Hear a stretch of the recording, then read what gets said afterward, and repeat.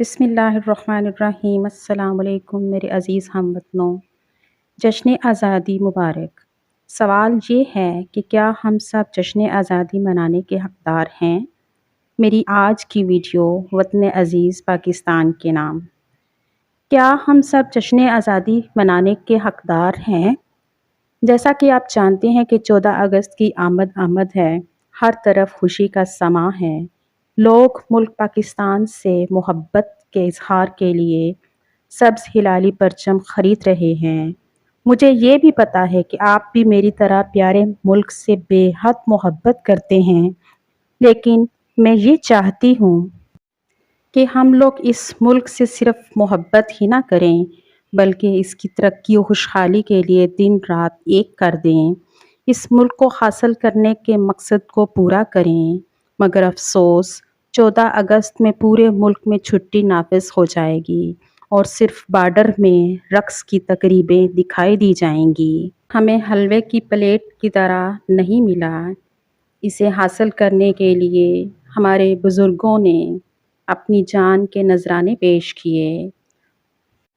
بزرگوں کی سنائی ہوئی باتیں آج بھی میرے ذہن میں ہتھوڑے کی طرح ٹکرا رہی ہیں۔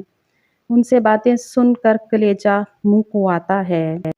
ذرا سوچئے کیسا منظر تھا وہ جب مسلمان اپنے مال و دولت، اپنے پیاروں اور اپنے زمین و زر کی پرواہ کیے بغیر صرف پاکستان کی محبت میں ہجرت کے لیے تیار ہو گئے تھے۔ لوگوں نے اپنی پوری زندگی کی محنت سے بنائے ہوئے گھر چھوڑ کر، جہاں ان کے بچوں کے بچپن کی یادیں، اپنے پیاروں کے بچھڑنے کا غم تھا، مگر پاکستان آنا پسند کیا۔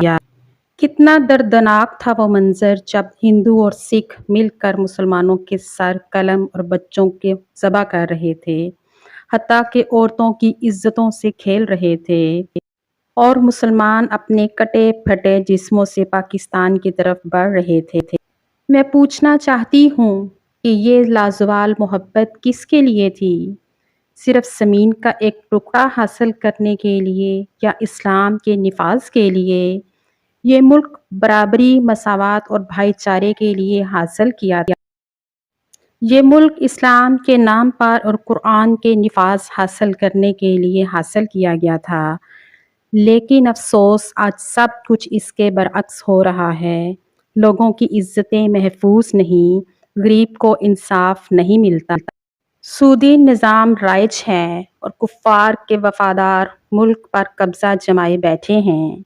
تو میں یہ کہنے پر مجبور ہوں کہ یوم آزادی منانے کا فائدہ کیا ہے، اور ہم کیا حق رکھتے ہیں کہ ہم یوم آزادی منائیں؟ کیا ہم یوم آزادی اس لیے منا رہے ہیں کہ ہم کرپٹ حکمرانوں کے غلام ہیں، یا اس لیے کہ جس مقصد کے لیے ملک حاصل کیا تھا آج صحیح معنوں میں پورا نہیں ہوا؟ ایک وقت تھا اسکولوں میں استاد بچوں کو اس طرح پڑھاتے اور تربیت کرتے کہ جیسے خدا نخواستہ بچوں کے کم نمبر لینے یا فیل ہونے پر شرمندگی کی وجہ سے وہ کسی کو منہ دکھانے کے قابل نہیں رہیں گے۔ مگر پھر اسکولوں میں پڑھائی کا رجحان ختم، ٹیوشنز اور کمرشلزم کا دور شروع ہو گیا۔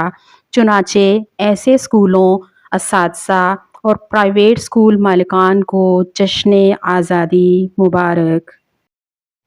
مدرسوں میں دینی تعلیم اس طرح دی جاتی کہ طلباء نہ صرف اعلیٰ تعلیم حاصل کرنے بلکہ اپنی زندگی میں بھی اسی انداز میں گزارتے۔ ان کا اٹھنا بیٹھنا، چلنا پھرنا، انداز گفتگو اور زندگی گزارنے کا طریقہ دیکھ کر ہر کوئی نہ صرف متاثر ہوتا بلکہ اسی انداز کو اپنانا اپنے لیے باعث سعادت سمجھتا۔ وقت گزرنے کے ساتھ ساتھ ہی مدارس اس قدر رسوا اور بدنام ہونا شروع ہو گئے جس کا کوئی اندازہ نہیں۔ مفتیان کی حرکات و سکنات دیکھ کر شرم آتی ہے۔ ایسے تمام لوگوں کو جشن آزادی مبارک۔ مساجد نہ صرف نمازوں کے لیے کھلی رہتی جبکہ یہاں مذہب کے ساتھ ساتھ ادبی اور سماجی محافل بھی منعقد ہوتی۔ مذہبی گھرانے اپنے بچوں کے نکاح بھی یہاں کرواتے۔ اب مساجد صرف نماز کے اوقات میں کھلی رہتی ہیں، دیگر اوقات میں تالا لگا ہوا ہوتا ہے۔ صرف یہی نہیں، واٹر کولر کے ساتھ گلاس کو ایک زنجیر سے باندھا جاتا ہے اور پانی کی ٹوٹیوں پر بھی حفاظتی انتظامات ہوتے ہیں۔ مساجد کے ماحول کو یہاں تک پہنچانے والوں کو بھی جشن آزادی مبارک۔ کسی بھی دینی مسئلہ پر رائے طلب کرنے اگر 10 مختلف مساجد میں جائیں تو سب کی رائے مختلف ہوگی۔ حتیٰ کہ گھومتے پھرتے آپ سعودی عرب اور ملائیشیا چلے جائیں تو وہ جواب ملے گا جو یورپی دانشمند دیتے ہیں۔ ایسے قابل عزت عالموں کو بھی جشن آزادی مبارک۔ پاکستان حاصل کرنے کی وجہ کیا تھی؟ کیوں اتنی جدوجہد کی؟ کیوں اتنی قربانیاں دیں؟ کیا کبھی ہم نے یہ پڑھایا، یہ سکھایا، یا کبھی ہم نے مصروفیات سے ہٹ کر سوچا؟ کیا ہم نے اپنے بچوں کو کبھی یہ بتایا؟ کبھی نہیں۔ بلکہ اس دن تو سارے اداروں میں چھٹی ہوتی ہے اور سب باہر رقص اور دھوم مچا رہے ہوتے ہیں۔ کیا پاکستان کی آزادی کوئی شادی کا دن ہے جو ناچ گانے کا پروگرام ہو؟ اگر اس سب کے باوجود بھی آپ کے ذہن میں یہ سوچ آتی ہے کہ آپ آزادی منانے کے حقدار ہیں تو افسوس ہے آپ کی سوچ پر۔ میں اللہ تعالیٰ سے دعا کرتی ہوں کہ مجھے اور میری قوم کے ایسی آزمائش میں کبھی نہ ڈالنا جس طرح کی پریشانیوں کا سامنا میرے بزرگوں کو پاکستان بناتے وقت کرنا پڑا۔